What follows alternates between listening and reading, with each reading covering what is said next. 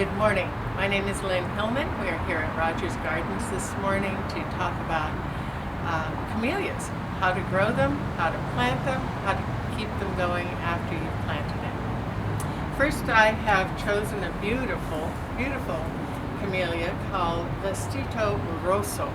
It has a gorgeous red flower. If you can see, it is a semi-formal, brilliant deep red, and it is a japonica camellia.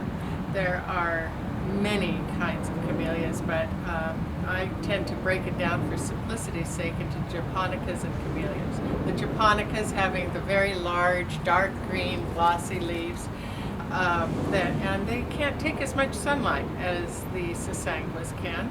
They generally have the much larger flowers as well. The sasanqua has a much smaller, dark green, glossy leaf, and it can take quite a lot of sunshine, depending upon where you live, maybe even full sun. The first thing you need to do, of course, is to choose your camellia and choose your pot. I have chosen this pot because it is about 2 to 3 times the width of the grower's pot, and it is at least half again as deep as the grower's pot. That'll give the camellia lots and lots of room, and it can stay in that pot for very many years. They are a slow-growing plant. I have mixed the Malibu compost and the acid planting mix in order to plant this camellia in, but any of these combinations will work. Remember, you want to have a low pH in the soil, and that's why I bring out the acid potting soil. I am going now to take the camellia out of its pot, and the way to do that is carefully. Camellias really hate to have their roots fiddled with, broken, disturbed. So we want to maintain a beautiful form of its root ball, and I'm going to do that by lying it down. I find the best way to do that sort of thing is to lie it down, give it a few taps on the side to loosen the roots away from the can without actually moving it out of the can. Then, while it's on its side, I am going to, hopefully, without any problem, remove this from the container. So here we have a keeper stopper, it's called. It keeps bugs from crawling in the bottom of your pot, and it keeps the soil from falling out of the pot. It's very handy. I recommend these highly. They're a tight little small screen. You take one out of the package, put it in the pot first thing, and right on over the hole. Now the next thing I'm going to do is I'm going to put enough soil into the bottom of the pot so that the top of the root ball is at the height exactly where I want the top of the soil level to be.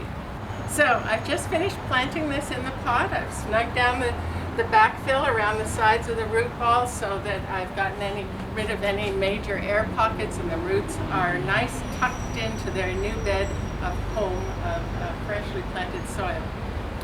If you did not add fertilizer into the backfill and it is time to fertilize, that's all right. You can go ahead as an afterthought. You can put it on the top, water it in, and then put your mulch over the top.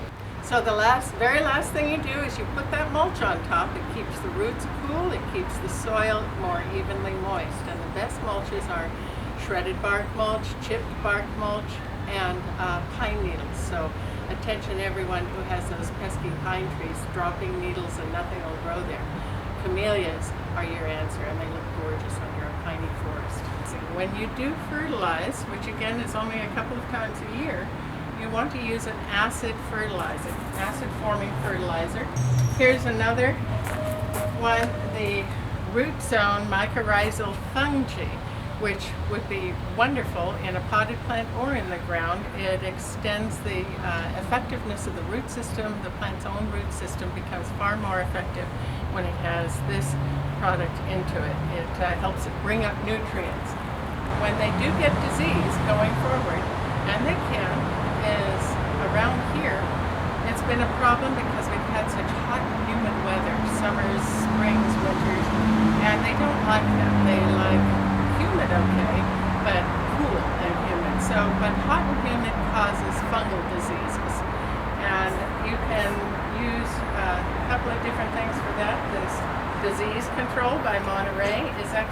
can spray it on. Liquid cup is an old standard, one that I use in my own garden. You mix it up, you can store it this way and then mix it up as needed.